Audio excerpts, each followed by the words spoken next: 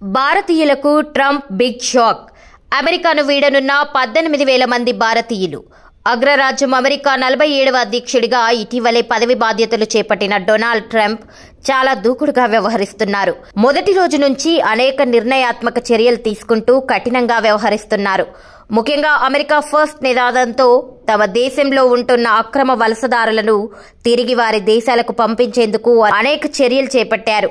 ఈ విషయం తెలుసుకున్న భారత్ ముందస్తు చర్యల్లో భాగంగా అమెరికాలో అక్రమంగా నివసిస్తున్న 18,000 మంది భారతీయులను తిరిగి ఇండియా తీసుకువచ్చేందుకు ప్రణాళికలు రచిస్తోంది.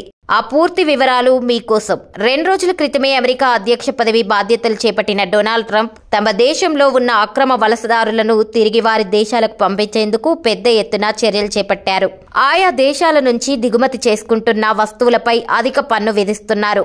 ముఖ్యంగా మెక్సికో, కెనడా నుంచి ఎక్కువ మంది తమ దేశంలోకి అక్రమంగా వలస వచ్చారని చెబుతూనే ఫిబ్రవరి 1వ తేదీ నుంచి ఆ 2 దేశాలపై 20% సుంకాలు విధించాలని భావిస్తున్నట్లు వెల్లడించారు.